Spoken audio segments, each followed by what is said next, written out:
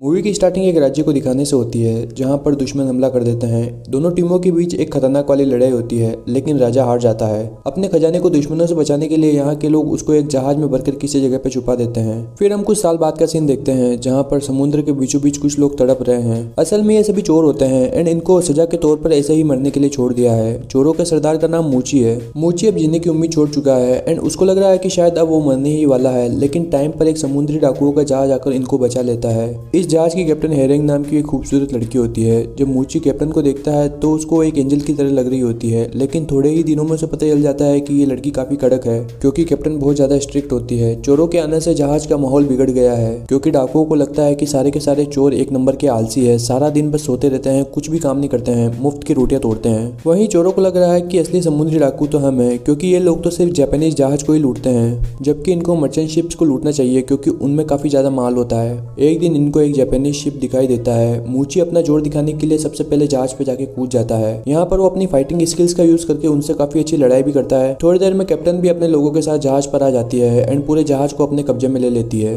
Captain in लोगों से बात करने की कोशिश करती है, लेकिन कोई भी बात करने को तैयार नहीं है। लेकिन एक बच्चा डर के इनको सब कुछ सच बताने लगता है। वो कहता है कि हम तो सिर्फ एक खजाने को लूटने के लिए जा रहे थे। खजाने का नाम सुनते ही सबकी आंखें चमक जाती है। किस्मत से इनको खजाने का मैप भी मिल जाता है। मैप को बड़े ध्यान से देखा जाता है एंड ये सब लोग डिसाइड करते हैं कि अब हम खजाने को ढूंढेंगे। मैप को फॉलो करते करते ये सभी लोग एक आइलैंड पर पहुंच जाते हैं जहां पर मूची पूरी फॉर्म में आकर इनको गाइड कर रहा है क्योंकि कैप्टन को ये मैप बिल्कुल भी समझ में नहीं आ रहा है। काफी देर चलने के बाद सभी को भूख लगने लगती है। तभी अचानक इनको सामने से एक गाय आती हुई दिखाई देती है, तो मूची अपने आदमियों को लेकर उसको पकड़ने के लिए भागता है। लेकिन आगे जाके उसे पता चलता है कि यहाँ पर तो बहुत सारी गायें हैं जो कि मूची को सिंग मारकर हवा में उड़ा देती है। कैप्टन अपने आदमियों के साथ दूर से इस नजारे को देख रही है एंड उसको लग रहा है कि शायद मूची अब मर चुका है, लेकिन मूची मरा नहीं है। वो एक पेड़ के सहारे लटका हुआ है जहाँ पर उसको एक हाथी का दांत दिखाई देता है। मूची ऊपर आता है तो कैप्टन उससे उस दांत को ले लेती है एंड वो नोटिस करती है कि इस पे तो आगे का खजाने का मैप बना हुआ है। कैप्टन कहती है कि मैं इस खजाने को ढूंढने के लिए जा रही हूँ, जो भी मेरे साथ आना चाहता है आ सकता है। मूची आने से मना कर देता है, लेकिन उसके आदमी भी कैप्टन के पीछे निकल जाते हैं। अब मूची इस आइलैंड पर अकेले ही बच जाता है, लेकिन फिर भी कैप्टन जहाज पे जाकर काफी देर मूची का वेट करती है, लेकिन मूची नहीं आता है। तभी कैप्टन का एक आदमी आकर उसको बताता है कि वो दांत तो चोरी हो गया है। कैप्टन समझ जाती है कि शायद ये मूची ने ही चोरी किया होगा,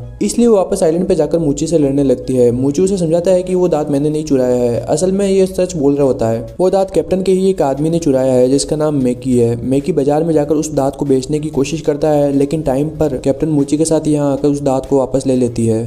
दूसरी तरफ हम एक किंगडम के राजा को देखते हैं जिसका जनरल उसे बताता है कि मुझे पता चल गया कि खजाना कहाँ पर है, क्योंकि जिस आदमी ने खजाने को छुपाया था उसकी बीवी ने जनरल को बता दिया है, इसलिए ये लोग खजाने को ढूंढने के लिए निकल जाते हैं। अब हम वापस जहाज का सीन देखते हैं जहाँ पर कैप्टन ने मेकी और उसके साथियों के साथ साथ मूची को भी बंदी बनाकर रखा है। कैप्टन मूची को मारने ही वाली होती है, तभी मूची अपनी चालाकी दिखाकर वहाँ से निकल जाता है। फिर वो फटाफट कैप्टन की केबिन में आकर वहाँ से उस दांत को लेकर ऊपर चढ़ जाता है। उसके पीछे पीछे कैप्टन भी जाती है। मूची धमकी देते हुए कहता है कि अगर मुझे कुछ हुआ तो ये दांत भी नहीं बचेगा। कैप्टन अपनी तलवार नीचे करती है एंड बाद में मूची को बताती है कि मैं तो तुम्हें मारने वाली नहीं थी, बस तुम्हें डरा रही थी। इसके बाद ये लोग दांत के मैप को एक कागज पर प्रिंट कर लेते हैं, लेकिन किसी को भी समझ में नहीं आ रहा है कि कहाँ पर जाना है। तभी मूची कहता है कि मुझे पता है कि कहाँ जाना है, इसलिए सभी मूची की बात मानकर उस जगह के लिए निकल जाते हैं। जल्दी ही ये लोग उस जगह पहुंच जाते हैं, लेकिन इसके आगे जहाज नहीं जा सकती, तो सभी लोग स्विम करके जाने का डिसाइड करते हैं। पानी में सांस लेने के लिए सभी को एक एक पिग ब्लेडर दिया जाता है, लेकिन मूची को इसे यूज करना नहीं आता है, इसलिए वो डूबने लगता है। टाइम पर कैप्टन आकर मूची को बाहर निकालती है and mouth to mouth CPR देकर उसकी जान बचा लेती है। इस जगह काफी सारी गुफाएं हैं जो कि पूरी तरह से खाली है, तो मूची कैप्टन से कहता है कि तुम हमारे लीडर हो तो बताओ आगे कहाँ जाना है, और वो ये बार बार बोल के कैप्टन को उकसाने लगता है, जिस वजह से कैप्टन का एक आदमी मूची पर भड़क जाता है एंड इन दोनों की फाइट होने लगती है। मूची उसको जोर से धक्का देता है, जिस वजह से एक खुफिया दरवाजा खुल जाता है जिसमें काफी सारी चांदी होती है। इतनी सारी चांदी को देखकर सभी लोग बहुत खुश होते हैं। मूची चिल्लाकर कहता है कि क्या कर रहे हो, ये असली खजाना नहीं है, ये तो बस हमें कंफ्यूज करने के लिए यहाँ पर रख रखा है।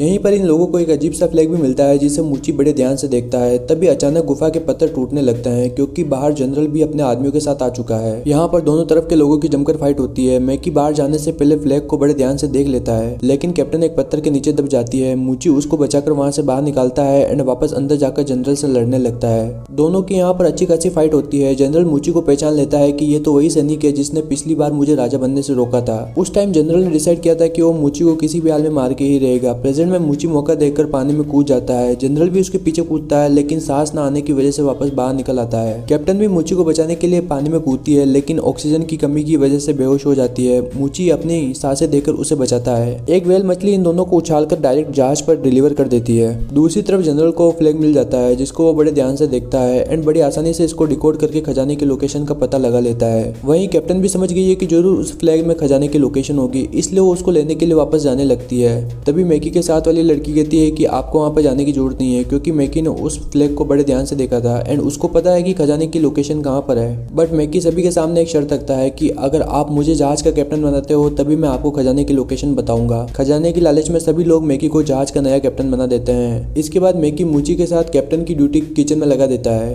रात को मूची कैप्टन को अपने साथ तारे देखने के लिए इनवाइट करता है, जहाँ पर ये दोनों काफी अच्छा टाइम स्पेंड करते हैं। सुबह होते ही ये लोग उस खजाने वाली लोकेशन पर पहुंच जाते हैं, जहाँ पर काफी बिजलियां कड़क रही है। एक बिजली इनकी जहाज पर भी आके गिरती है, जिस वजह से सभी लोग घबरा जाते हैं। फिर भी हिम्मत करके ये लोग आगे बढ़ते हैं। जनरल की शिप भी इस जगह पहुंच चुकी है और उसको बिजलियों के बारे में पहले से ही पता था, इसलिए उसने अपनी जहाज के साथ पतंग अटैच कर रखी है, ताकि अगर बिजली गिरती भी है तो पतंग पर गिरे, जहाज पर नहीं। फाइनली दोनों शिप्स आइलैंड पर आ चुकी है एंड ये लोग एक पहाड़ को नोटिस करते हैं, जिसके चारों तरफ बादल मंडरा रहे होते हैं और लगातार उस पर बिजलियां गिर रही है, जिस वजह से समझ जाते हैं कि जरूर खजाना वहीं पर होगा। मूची और कैप्टन दोनों एक साथ हैं और इनके आदमी दूसरी तरफ। मूची कैप्टन से कहता है कि मैं देख के आता हूँ ऊपर क्या है। वहीं पर मैकी सभी को गलत सलत ऑर्डर दे रहा है। एक तो ये सभी लोग भूखे हैं, ऊपर से मैकी की बकवास सुनकर ये लोग मैकी पर भड़क जाते हैं और उसको मारने के लिए उसके पीछे भागते हैं। मैकी आगे जाके एक जगह पर छुप जाता है, जहाँ पर उसे एक पेंगुइन दिखती है, जिसके मुंह में सोना दबा हुआ है। इसलिए मैकी चिल्लाकर अपने साथियों को पास बुलाता है, लेकिन जब तक वो लोग आते हैं तब तक पेंगुइन जा चुकी होती है। तो सभी को लगता है कि मैकी वापस हमको बेवकूफ बना रहा है, इसलिए वो गुस्सा होकर मैकी को वापस मारने लगता है। लेकिन तभी पेंगुइन आ जाता है, जिसके मुंह में सोना दबा हुआ है, जिसको देखकर सभी लोग बहुत खुश होते हैं। इसको देखकर ये लोग समझ जाते हैं कि खजाना भी यहीं कहीं होगा। दूसरी तरफ मूची पहाड़ पर पहुंच जाता है, जहाँ पर पहले से ही जनरल बैठा हुआ है। जनरल भी मूची को देख लेता है एंड इन दोनों की वापस फाइट होने लगती है। तो दूसरी तरफ मैकी अपने आप को पेंगुइन से बांध लेता है। पेंगुइन पानी में कूदता है तो मैकी भी उसके पीछे पीछे तैरता हुआ चला जा रहा है और फाइनली वो उस जगह पर पहुंच जाता है, जहाँ पर सोने से भरा हुआ शिप है। तो वहीं पर जनरल के आदमी कैप्टन के जहाज पर हमला कर देते हैं, जहाँ पर कैप्टन बड़ी हिम्मत से लड़ती है।